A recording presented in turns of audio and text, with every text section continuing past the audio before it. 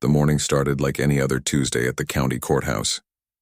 People filed through the metal detectors, their shoes squeaking on the polished marble floors.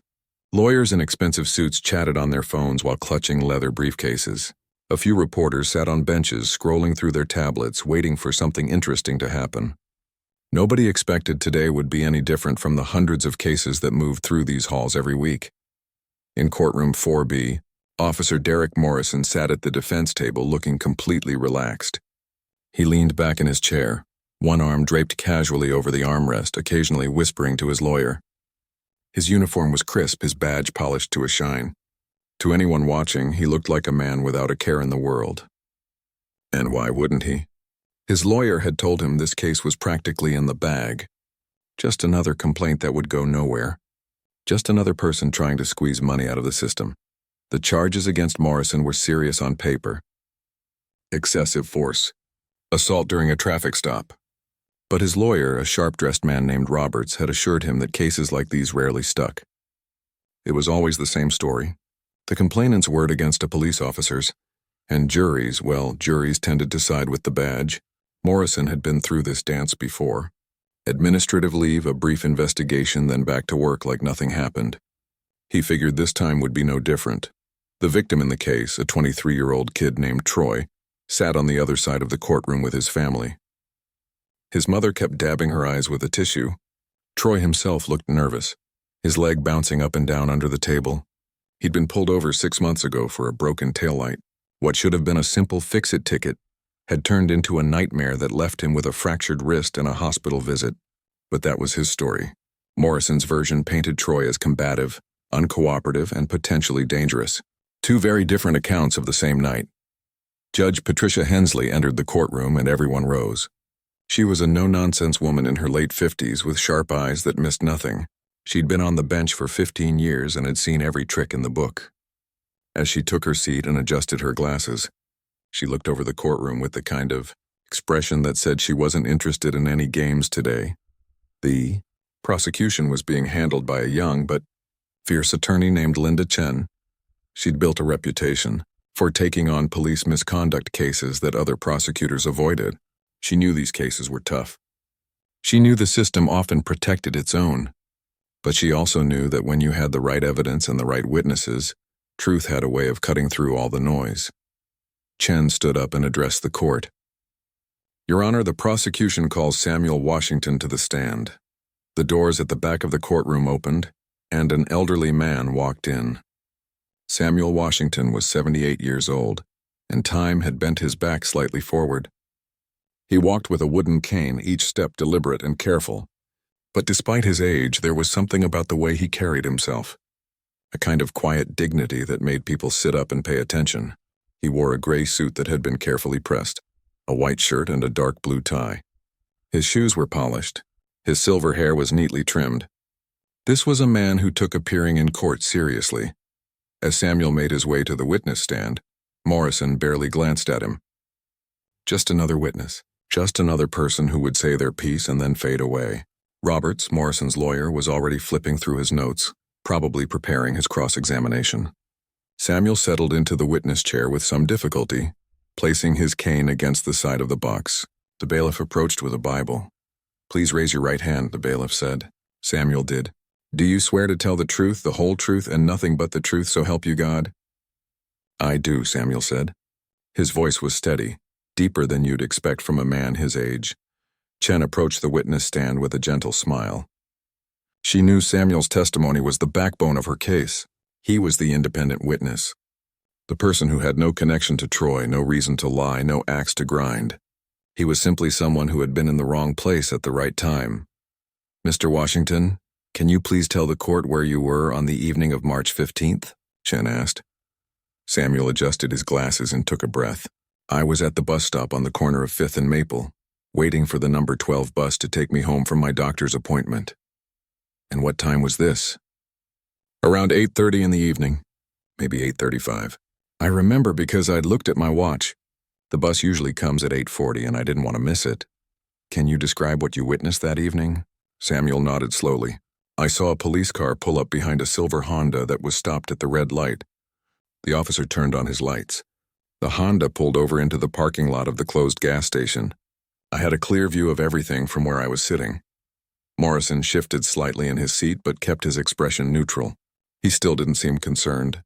Samuel continued, his memory remarkably sharp for a man his age. The officer got out of his vehicle and approached the driver's side window. The driver, a young black man, rolled down his window immediately. I could see him hand over his license and registration without being asked. He seemed cooperative. Could you hear what was being said? Not at first. But I could see the interaction. The officer looked at the documents, then he started pointing at the back of the car. I realized later it was about the broken tail light. The young man nodded. He seemed to understand. Everything appeared normal at that point.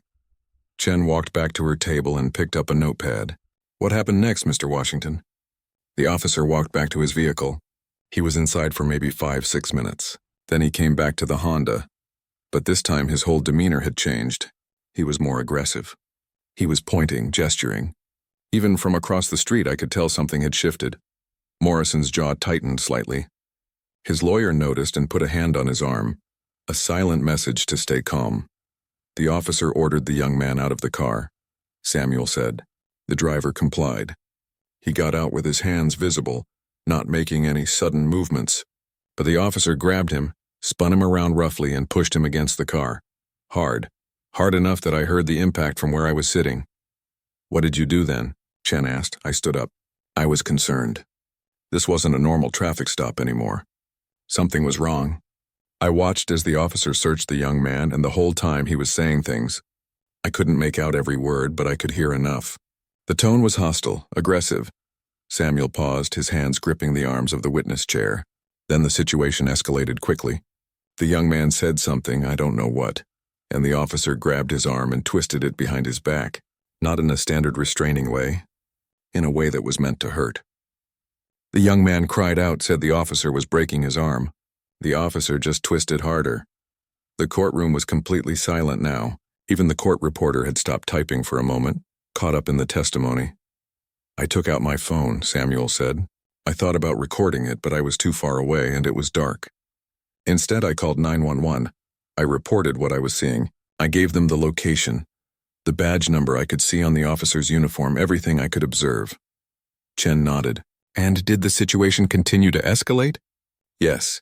The officer forced the young man to the ground. There was no resistance that I could see. The young man was complying, but it didn't matter. The officer had his knee on the young man's back, wrenching his arm up. That's when I heard the crack. Even from across the street, I heard it. The young man screamed. Morrison's face had gone from relaxed to stone. His lawyer was writing furiously on his legal pad, probably trying to figure out how to discredit this testimony. Samuel looked directly at the judge as he continued. Backup arrived about 3 minutes later. 2 other officers. They helped the first officer get the young man into handcuffs, and then they called for an ambulance. I stayed at the bus stop. I gave my contact information to one of the responding officers. I told them I'd witnessed the entire thing and was willing to testify to what I saw. Chen let that sit for a moment. Mr. Washington, you said you could see the badge number. Do you remember it? 3472, Samuel said without hesitation. Chen turned to look at Morrison. Officer Morrison's badge number is 3472. Mr. Washington, do you see the officer from that night in this courtroom? Samuel looked across the room, his eyes settling on Morrison. Yes, that's him. The defendant sitting at that table. Morrison stared back, and for the first time something flickered across his face. Not worry exactly, but recognition that this wasn't just some random witness who had glanced at a scene and would crumble under cross-examination. This was someone who had watched carefully, remembered details, and spoke with the kind of certainty that made juries listen. Chen smiled slightly. Thank you, Mr. Washington. No further questions at this time, Your Honor. Judge Hensley looked at the defense table. Mr. Roberts, your witness. Morrison's lawyer stood up, buttoning his suit jacket. He approached the witness stand with the kind of confidence that comes from years of breaking down testimony. He'd handled cases like this before. Elderly witnesses could be sympathetic, sure, but they also had faulty memories.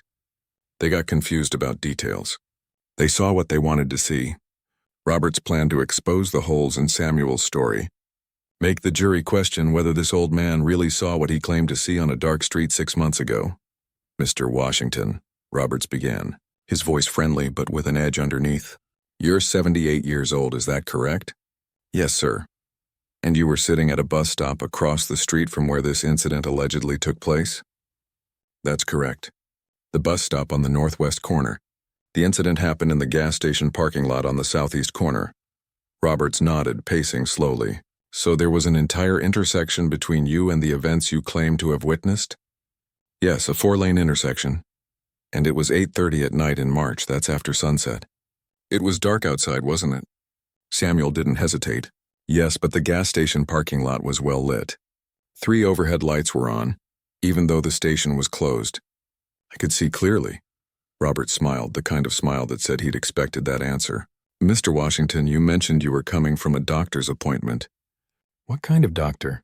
My primary care physician. Routine checkup. And how's your health, Mr. Washington? Any issues with your vision? Chen stood up. Objection, Your Honor. Relevance? Your Honor, I'm establishing the witness's ability to accurately observe events from a distance in low-light conditions, Roberts said.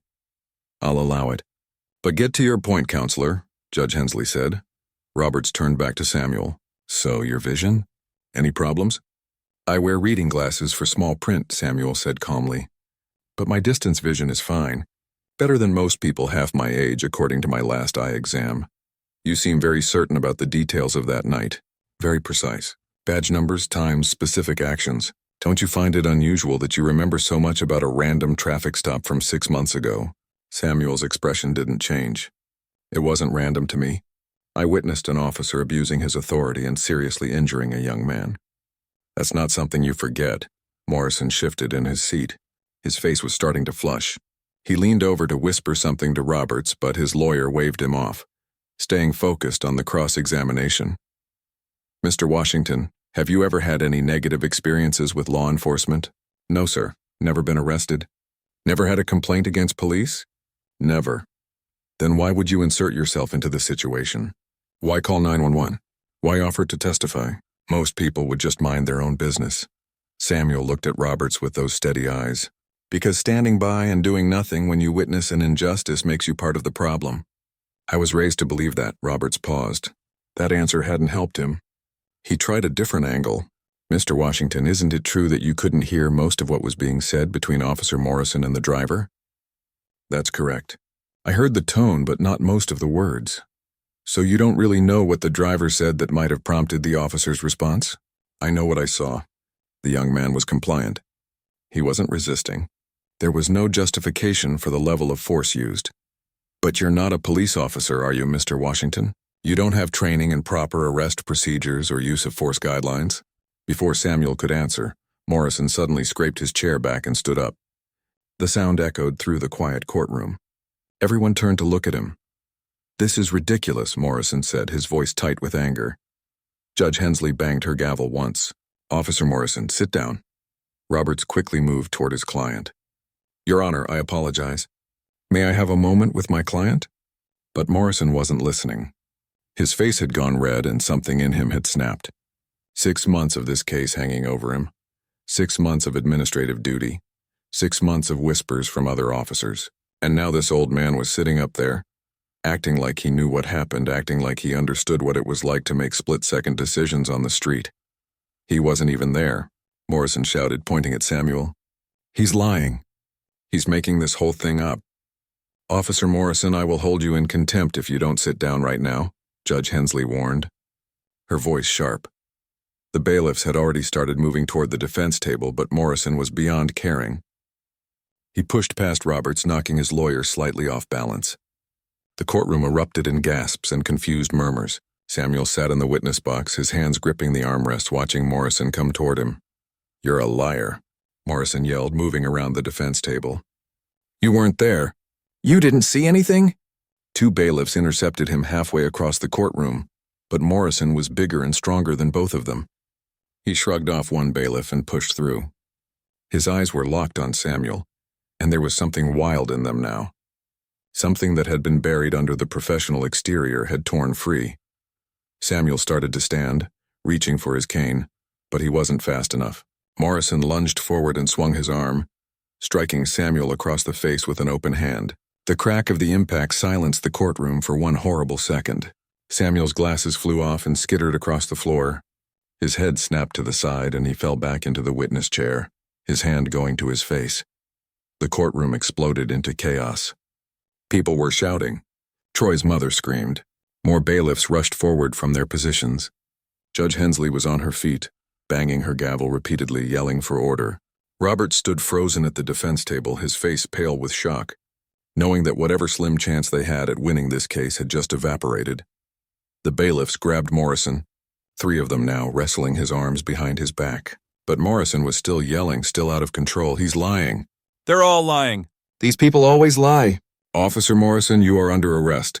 One of the bailiffs shouted, finally getting cuffs on him. But Morrison wasn't done. Even with his hands secured behind his back, even with 3 officers controlling him, the words kept coming. And they got worse. The racial slurs started pouring out. Ugly, hateful words that made people in the courtroom flinch. Words that revealed something deep and poisonous in Morrison that had probably always been there, just waiting for the right moment to surface. You people always stick together, making up stories about cops. He's one of them. He's lying for that punk. Chen had rushed to the witness stand where Samuel sat with blood trickling from his split lip. Someone handed her tissues, and she pressed them gently to Samuel's face. His cane had fallen to the floor during the assault, rolling a few feet away. An elderly woman from the jury box had tears running down her face. Several other jurors looked stunned, their mouths open. Judge Hensley's voice cut through the noise like a blade. Get him out of my courtroom, now! The bailiffs dragged Morrison toward the side door that led to the holding cells. He was still struggling, still yelling, still spewing hatred. His voice echoed down the hallway even after the door closed behind him. The courtroom slowly quieted, but the shock lingered. People sat in stunned silence, trying to process what they'd just witnessed. This wasn't supposed to happen. Not in a courtroom. Not in front of a judge and jury. Officers didn't assault witnesses on the stand. But it had happened, and everyone had seen it. Judge Hensley took a deep breath, visibly trying to compose herself. In her 15 years on the bench, she'd never seen anything like this. She looked at Samuel, who was still in the witness chair, Chen hovering beside him with the bloody tissues. Mr. Washington, are you all right? Do you need medical attention? Samuel removed the tissue from his mouth slowly. His lip was swelling and there was blood on his chin, but he shook his head. I'm okay, Your Honor, I've had worse. That simple statement hung in the air. The dignity in it, the refusal to be diminished by what had just happened, was somehow more powerful than any dramatic response could have been. We're going to take a recess, Judge Hensley announced. Bailiff, please call for EMTs to examine Mr. Washington. Ladies and gentlemen of the jury, you are not to discuss what you just witnessed with anyone. We will reconvene in 1 hour. She banged her gavel and left the bench quickly, disappearing into her chambers. The courtroom slowly emptied, people filing out in small groups, whispering to each other. The reporters were already on their phones, knowing they'd just witnessed something that would be headline news within the hour. Chen stayed with Samuel as the EMTs arrived. They cleaned the blood from his face and examined his lip. It would need a butterfly bandage, but no stitches. They checked his blood pressure, asked him questions about pain and dizziness. Samuel answered everything calmly, almost dismissively. He was more concerned about his glasses, which someone had retrieved from the floor. One lens was cracked. Roberts, Morrison's lawyer, approached slowly, his briefcase hanging limply from his hand. He looked like a man who'd just watched his career take a nosedive. Mr. Washington, I'm deeply sorry. I had no idea my client would. That behavior is inexcusable. Samuel looked at him. No, it's not. But it's revealing. Roberts nodded slowly and walked away. There was nothing else to say. In one violent outburst, his client had not only guaranteed a guilty verdict in the original case, but had also committed multiple new crimes in front of dozens of witnesses, including a sitting judge and an entire jury. Troy's family came over to check on Samuel. Troy himself looked shaken, his hands trembling. His mother hugged Samuel gently, crying. "Thank you for being here," she said. "Thank you for telling the truth." "It's what anyone should do," Samuel replied, but they all knew that wasn't true. Most people would have walked away. Most people would have gotten on their bus and gone home and convinced themselves it wasn't their problem. Samuel had done what was right, and it had cost him. He had a split lip and a cracked pair of glasses, but he also had the satisfaction of knowing that the truth was now undeniable. In the holding cell below the courtroom, Morrison sat alone, his head in his hands. The rage had burned out as quickly as it had ignited, leaving behind the cold realization of what he'd done. He'd assaulted a witness. In open court. In front of a judge. On camera, because every courtroom had cameras running. His career was over. His freedom was probably over. And for what? Because an old man had told the truth? The bailiff who'd handcuffed him stood outside the cell, shaking his head. 20 years on the force, he muttered to his colleague. 20 years, and I've never seen anything that stupid. Back in the courtroom, the stenographer was reviewing her recording of the incident, making sure every word was captured. The things Morrison had said would be part of the official record now. The hatred, the slurs, the complete loss of control. All of it documented, all of it permanent. The hour-long recess felt like an eternity. In the small medical room adjacent to the courthouse, Samuel sat on the examination table while the EMTs finished their work. The butterfly bandage on his lip pulled slightly when he spoke, but he barely seemed to notice. Chen stood nearby, her phone buzzing constantly with messages from colleagues who'd already heard about what happened. News traveled fast in legal circles. Mr. Washington, you don't have to go back up there today, Chen said gently. We can request a continuance. Give you time to recover. Samuel shook his head. I came here to testify. I'm going to finish. But after what just happened, my testimony matters even more. Samuel interrupted. His voice was quiet but firm. That man showed everyone exactly who he is. I need to make sure the record is complete. Chen studied him for a moment, then nodded. There was something about Samuel that inspired respect. Despite being assaulted, despite bleeding on the witness stand, he wasn't backing down. She wondered what his story was, what had shaped him into someone with this kind of resolve. Down in the holding cells, Morrison's lawyer had arrived for an emergency consultation. Robert sat across from his client in the small conference room, his leather portfolio open but empty of answers. Morrison looked different now. The rage had drained away, leaving behind a hollow-eyed man who seemed to be slowly realizing the magnitude of what he'd done. They're going to add charges, Robert said flatly. Assault, battery, contempt of court. Probably witness intimidation. And given the racial language you used, he trailed off, shaking his head. Derek, what were you thinking? I wasn't, Morrison said quietly. He just kept sitting there lying and He stopped. Even he didn't believe his own explanation anymore. The judge is going to revoke your bail. You know that, right? You're not going home today. Morrison's hands clenched on the metal table. That old man shouldn't have been lying about me. Roberts closed his portfolio with a sharp snap. He wasn't lying, Derek, and you just proved it. Everything he said about you using excessive force, about being aggressive, about your hostility, you just demonstrated all of that in front of a judge and jury. He stood up. I'll try to manage the damage, but honestly, I don't know if I can keep representing you after this. I'll let you know. He left Morrison sitting alone in the conference room, staring at the concrete walls. Back in the courtroom, people were slowly filtering back in. The atmosphere had changed completely. What had started as a routine trial had become something else. Something that people would talk about for years. The jury members took their seats, glancing at the witness stand where blood had been carefully cleaned from the floor. The empty chair seemed to hold a weight now, a significance it hadn't had an hour ago. Troy and his family returned to their seats. His mother's eyes were still red from crying. Troy himself kept looking at the spot where Morrison had attacked Samuel, shaking his head in disbelief.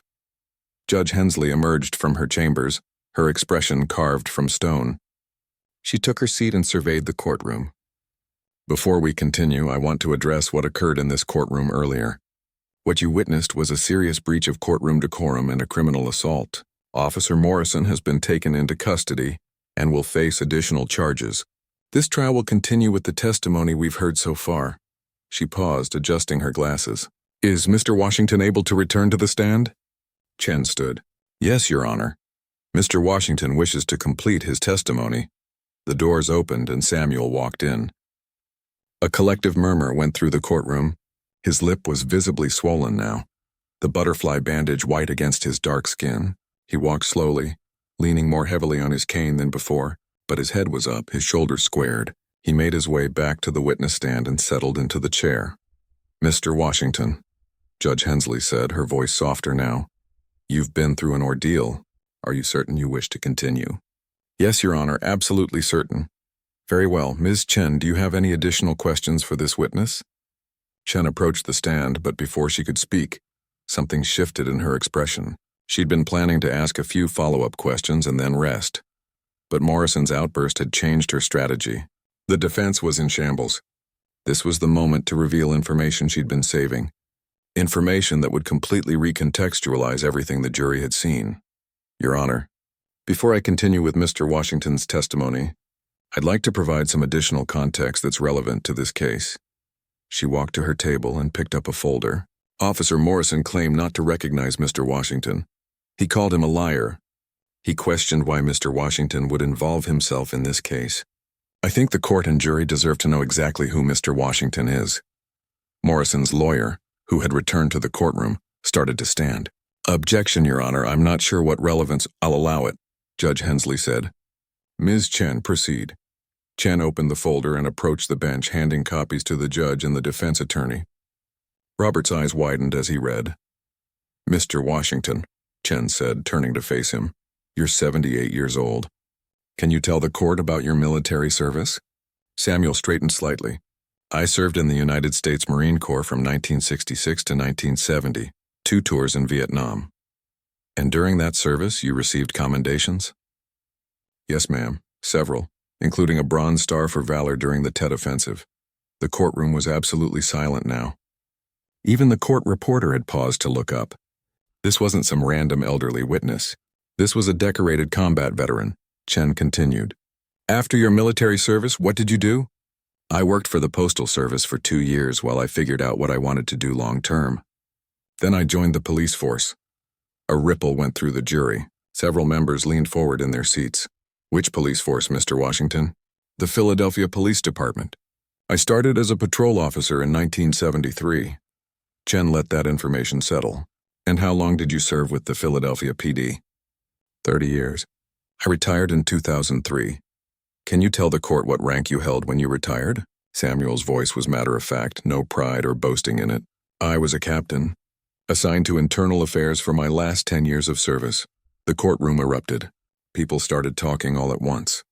The jury members looked at each other in shock. Roberts dropped his pen.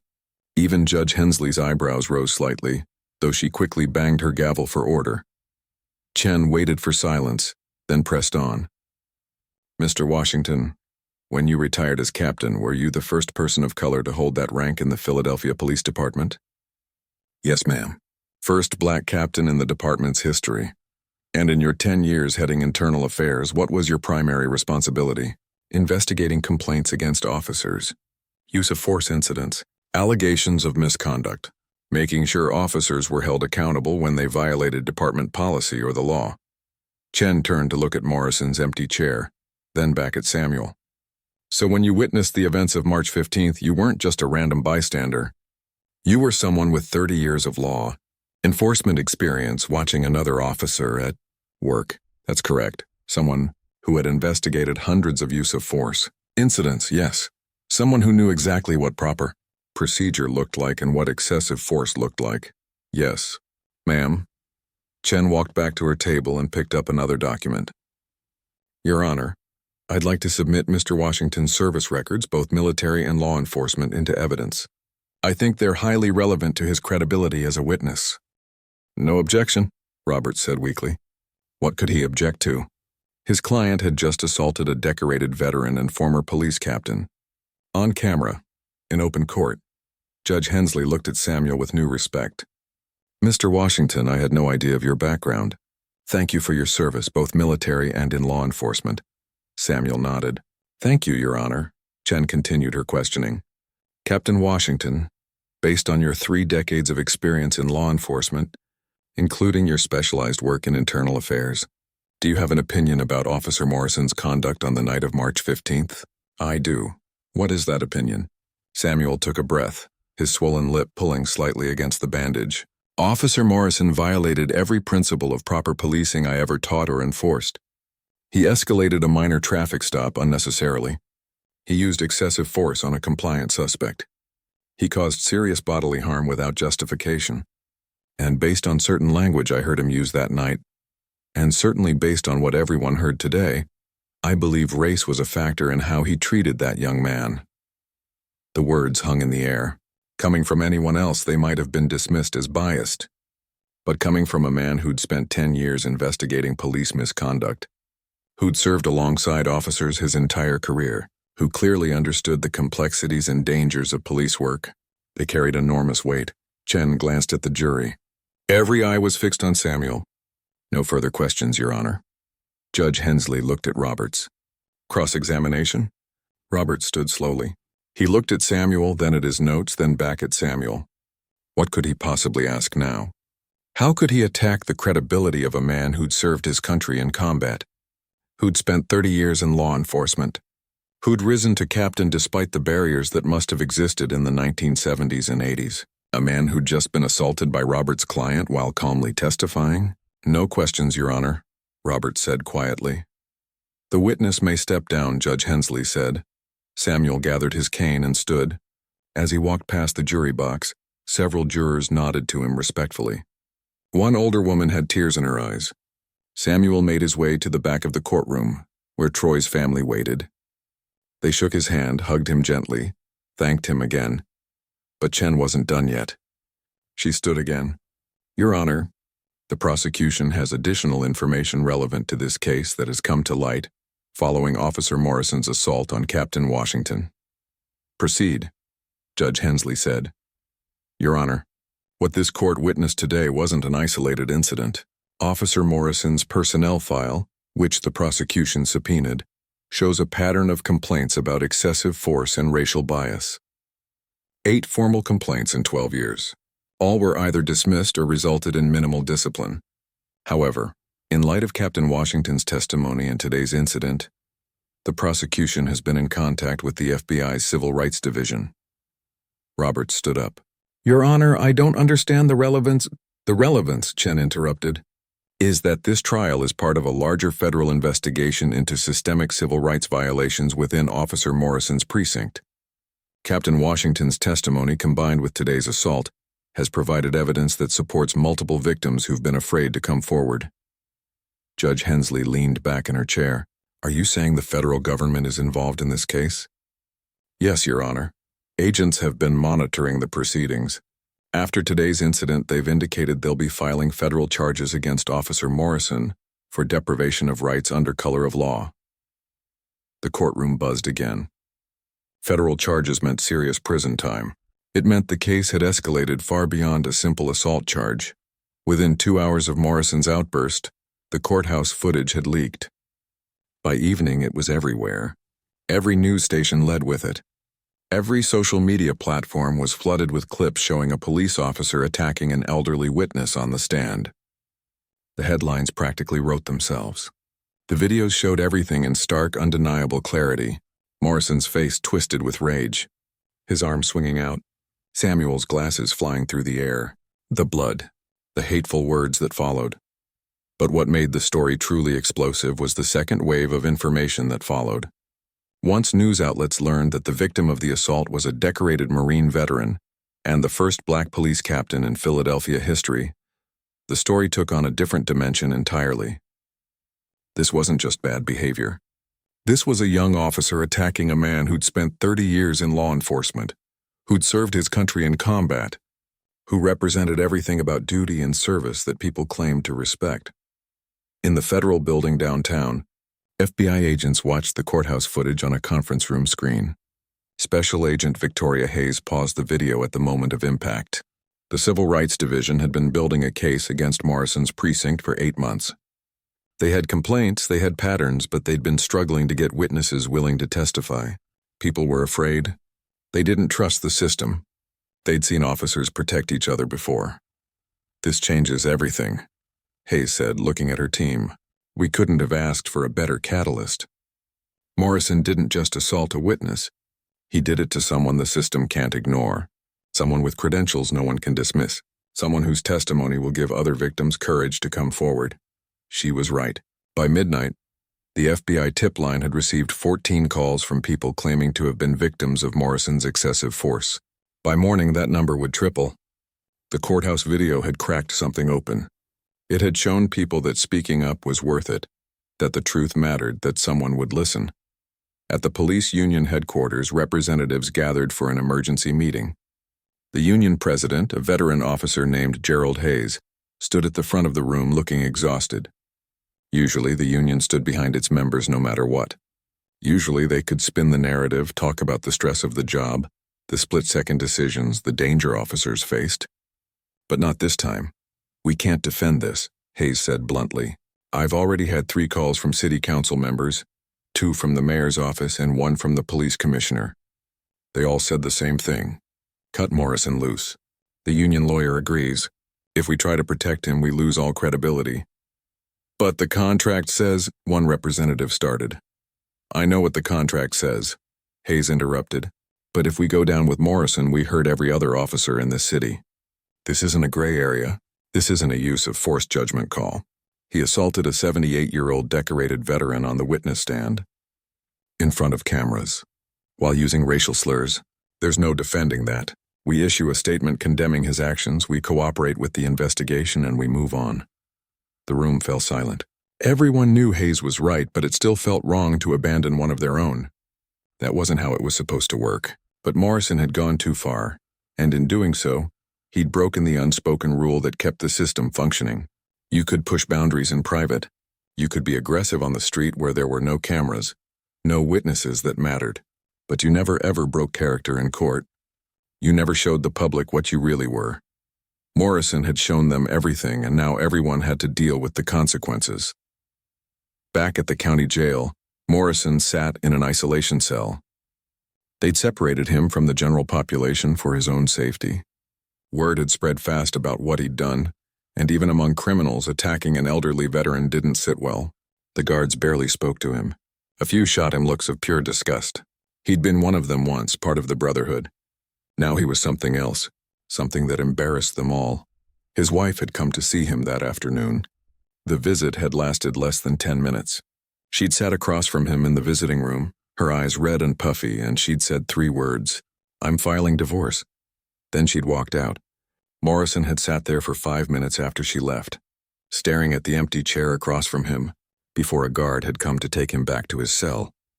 In Judge Hensley's chambers, she sat with the prosecution and the defense, working out the logistics of what came next. Roberts had officially withdrawn from the case, citing irreconcilable differences with his client. Morrison would need a public defender now. The trial for the original charges would likely be delayed while the new charges were processed. "Your Honor, the prosecution requests that bail be revoked and Officer Morrison remain in custody pending trial on all charges," Chen said formally. Hensley nodded. "Granted. I'm also issuing a restraining order. Officer Morrison is not to have any contact with Captain Washington Troy or any potential witnesses in this case. Given today's actions, I consider him a danger to the community." She signed the order with sharp, decisive strokes.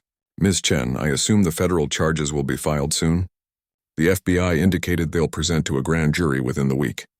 They have Captain Washington's testimony, the courthouse footage, and apparently several other witnesses who've come forward since news of the assault spread."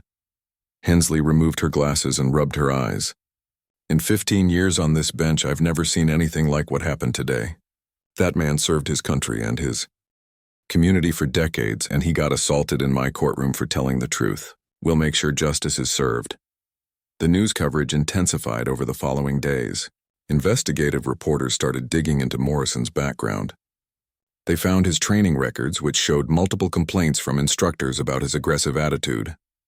They found reports from fellow officers who'd witnessed his behavior, but had stayed silent. They interviewed people from the neighborhood where Morrison had patrolled, and stories poured out. Stories that had never been officially reported.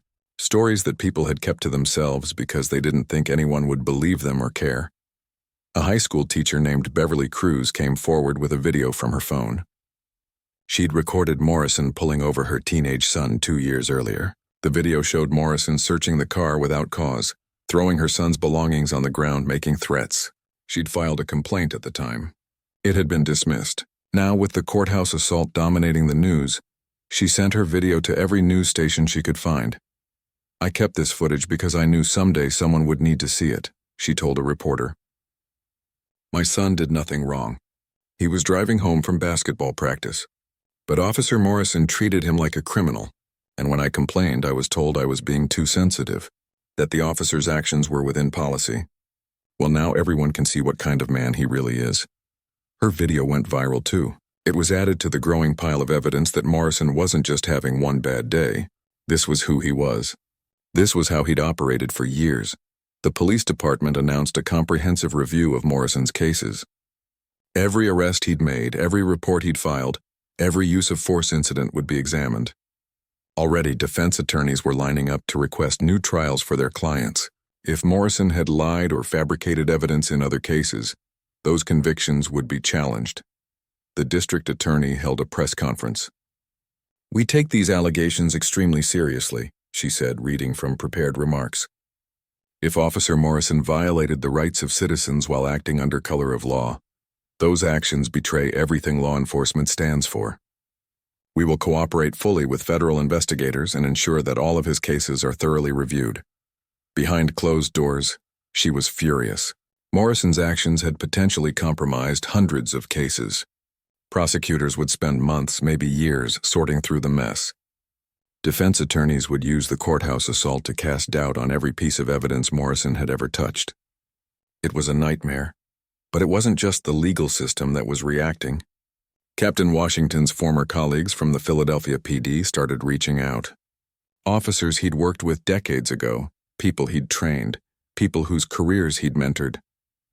They called to check on him, to express their disgust at what Morrison had done, to offer support.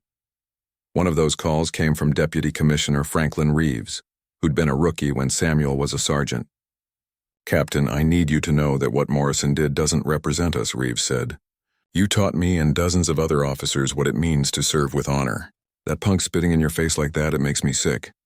"I appreciate that, Franklin," Samuel replied. "But this isn't about one bad officer. This is about a system that protected him for years. 8 complaints in 12 years and nothing stuck? That's not Morrison's failure alone. That's an institutional failure." Reeves was quiet for a moment. "You're right, and that's why I'm pushing for a complete overhaul of our complaint investigation process. I'm using your assault as leverage with the commissioner and the mayor. They can't ignore this. If they try to sweep it under the rug now, after what everyone saw, there'll be riots." That conversation was being repeated across the city. Samuel's assault had become a catalyst for change that had been building for years. The fact that it happened to him specifically, a man with impeccable credentials and undeniable credibility, meant that the usual defenses didn't work. You couldn't dismiss him as a criminal with an axe to grind. You couldn't question his understanding of police work. You couldn't paint him as anti-police. He was police, or had been for 30 years, and he was saying the system was broken. Meanwhile, Troy and his family were processing what had happened. His mother kept crying whenever she thought about it. "That man stood up for my son, and he got hurt for it," she said. "How do we even thank someone for that?" Troy himself felt a strange mixture of emotions. Relief that Morrison was finally facing consequences, guilt that Samuel had been hurt, and something else, something harder to define, a sense that maybe the world did care about justice after all, even if it took something dramatic to make people pay attention. The preliminary hearing for Morrison's new charges was scheduled for the following week. The original assault case against him for the traffic stop incident would proceed after that. And the federal charges were coming. Morrison was looking at potentially decades in prison between all the charges. His career was over. His marriage was over. His reputation was destroyed. And it was all because he couldn't control himself for 5 more minutes while an old man finished testifying. In his cell, Morrison replayed that moment over and over. If he'd just stayed seated. If he'd just let Roberts handle the cross-examination. If he'd just kept his mouth shut. But he hadn't. And now he was going to spend the rest of his life paying for those few seconds of rage. 3 months passed. 3 months of legal proceedings, media attention, and systemic reckoning. The courthouse assault had sparked something that couldn't be contained. What started as one incident had exposed a network of misconduct, cover-ups, and institutional failures that reached far beyond Derek Morrison. The federal grand jury had moved quickly. They'd heard testimony from Captain Washington, from Troy, from 14 other victims who'd come forward with their own stories about Morrison. They'd watched the courthouse footage a dozen times. The indictment came back with 7 counts of deprivation of rights under color of law, 3 counts of civil rights violations, and 2 counts of hate crimes. Each carried significant prison time. The state charges had piled up too. The original assault charge from the traffic stop, the courthouse assault on Captain Washington, battery, witness intimidation, contempt of court. And because the courthouse incident qualified as assault on a person over 65, there were enhanced penalties attached. Morrison's public defender, a tired-looking woman named Rachel Ortiz, had tried to negotiate a plea deal. She'd met with prosecutors, with federal agents, with Morrison himself, but there was no deal to be made. The evidence was overwhelming. The courthouse footage alone would convict him, and the prosecution wasn't interested in leniency. Your client attacked a decorated veteran and former police captain on the witness stand, Chen had told Ortiz flatly during one meeting. He used racial slurs in open court. He's been protected by the system for years while violating citizens' rights. There's no deal here. He takes it to trial if he wants, but we both know how that ends. Ortiz had taken that message back to Morrison. He'd sat in the conference room looking smaller somehow than he had 3 months ago. The rage was gone. The confidence was gone. All that remained was a bitter, exhausted man who was finally understanding the magnitude of his mistakes. Take the deal if they offer anything, Morrison had said quietly. I can't watch that footage in court. I can't sit there while they parade witness after witness. I just want it over. But no deal came. The prosecution wanted to make an example of Morrison, and frankly, he'd made it easy for them. Now, on a cold Thursday morning in December, Morrison stood in the same courtroom where he'd attacked Samuel. The irony wasn't lost on anyone. Judge Hensley sat at the bench, the same stern expression on her face. The gallery was packed with reporters, with victims and their families, with police officers both supporting and condemning Morrison, with community activists who'd been fighting against police brutality for years. Samuel Washington sat in the second row. His lip had healed, leaving only a small scar. His glasses had been replaced. He wore the same gray suit he'd worn that day, pressed and dignified as always. Troy sat next to him with his family. Over the past 3 months, Samuel and Troy's family had formed a bond. Samuel had become something of a mentor to Troy, meeting with him weekly, encouraging him to continue his education, talking to him about resilience and justice. Morrison had pleaded guilty to all charges 2 weeks earlier. His lawyer had advised him that going to trial would only result in harsher sentences. The evidence was insurmountable. The public sentiment was against him. The best he could hope for was some mercy from the judge during sentencing, though Ortiz had warned him not to expect much. Today was sentencing day. The day when Morrison would learn exactly how long he'd spend in prison for his crimes. Judge Hensley reviewed the documents before her, taking her time. The courtroom was silent except for the occasional shuffle of feet or clearing of throat. Finally, she looked up. This case has been one of the most troubling I've encountered in my career, she began. Not because of its legal complexity, but because of what it reveals about the abuse of power and the importance of accountability.